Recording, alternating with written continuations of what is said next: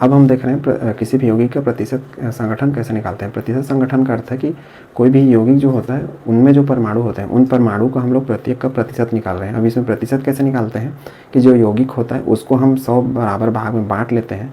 उस 100 बराबर भाग के हिसाब से हम प्रत्येक परमाणु का अलग अलग हिस्सेदारी देखते हैं, वो भी 100 के हिस्से में। 100 के हिस्से मतलब उनका प्रतिशत निकाल लेते हैं, तो उसी को प्रतिशत संगठन कहा जाता है। अब यहाँ पे आपको प्रतिशत संगठन का परिभाषा नहीं पूछा जाता है, यहाँ पे क्वेश्चन आता है कि प्रतिशत संगठन कैसे निकालते हैं। कोई भी यौगिक का सूत्र दे देगा, उसमें जो परमाणु होते हैं उनका परसेंटेज अर्थात प्रतिशत निकालने को बोलता है। जैसे उदाहरण में देता हूँ कि जैसे मैं मान लो बोल दिया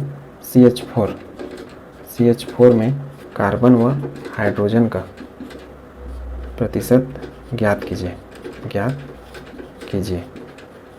तो हम क्या करेंगे, सबसे पहले जो CH4 होगा इसका क्या करेंगे, हम लोग अणु द्रव्यमान निकाल लेंगे। अणु द्रव्यमान निकालने से क्या होगा, हम कार्बन का देखिए 1 गुणित 12 और हाइड्रोजन का कितना है प्लस 1 गुणित 4, तो टोटल कितना हो गया 12 4 16।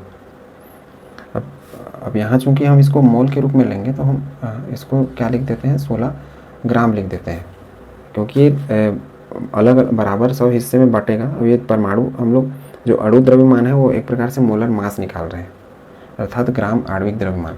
अब ये आ गया 16 ग्राम। अब इसमें हम देखते हैं कि जो कार्बन होता है, यह मतलब ऐसा बोल सकते हैं कि दूसरे तरीके से, जैसे CH4 है इसको हम इस तरीके से बना सकते हैं, कार्बन और ये हाइड्रोजन। इस CH4 में कार्बन कितना है, इसका तो होता है टोटल 16 ग्राम। ये कैसे आया, इसको थोड़ा देर पहले लिखा था। अब इस कार्बन का देखिए, कार्बन का होता है 12 और इसमें हाइड्रोजन कितना है 4, तो मैं क्या लिखूँगा 1 गुणित 4 बराबर 4 ग्राम और ये 12 ग्राम, एक अकेले है इसलिए।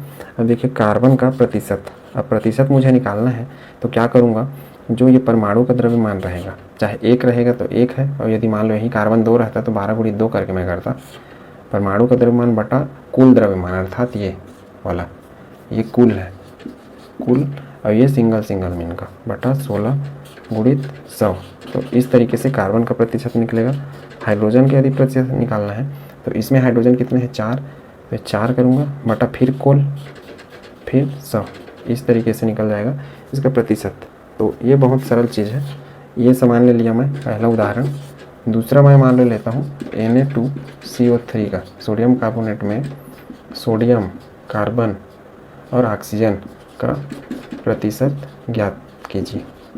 ये यदि देता हूँ, इनको अब गुणा भाग करके निकाल लेंगे तो जो हिस्से आएंगे वो मतलब इस कार्बन इस हाइड्रोजन के इस CH4 में कितने कितने हिस्से हैं वो हमको इससे पता चलता है यौगिक प्रतिशत संगठन से, अर्थात ये जो यौगिक है इसमें इस तत्व का कितना कितना हिस्सेदारी है वो पता चलेगा। और हम इस यौगिक को 100 भाग में मान के चलेंगे, इसलिए 100 को गुणा कर रहे हैं।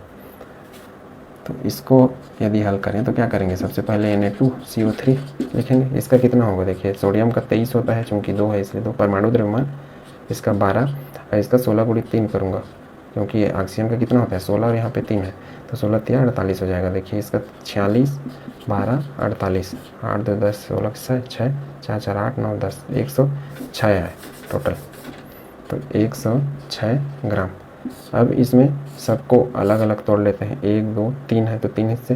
ये सोडियम का कितना आया था 46 आया था, कार्बन का कितना आया था 12, ऑक्सीजन का कितना आया था 48।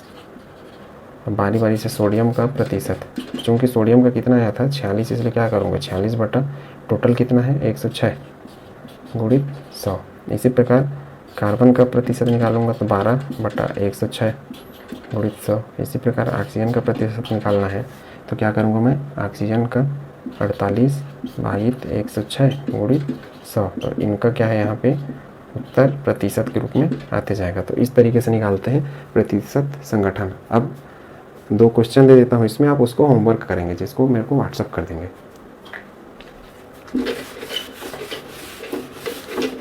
मतलब इसमें कुछ करना नहीं है ज़्यादा, आपको जिस परमाणु को निकालना है उसको किसके साथ भाग देना है, कुल के साथ भाग देना है, गुणा 100 करना है। उसके बाद जो उत्तर है आपका सबका अलग अलग आएगा। जैसे ये आपका होमवर्क है,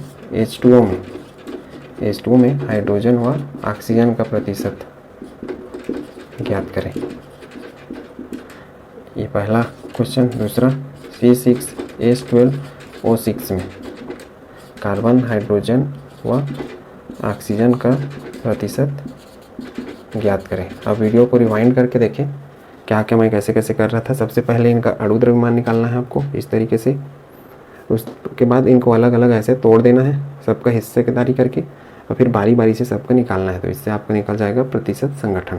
अब हम पढ़ेंगे इसके बाद मूलानुपाती सूत्र और अणु सूत्र की गणना कैसे की जाती है। इसमें क्वेश्चन आता है, उसके द्वारा हम पढ़ेंगे मूलानुपाती सूत्र क्या है, अणु सूत्र क्या है, उसकी गणना कैसे करते हैं, उसके नियम पढ़ेंगे।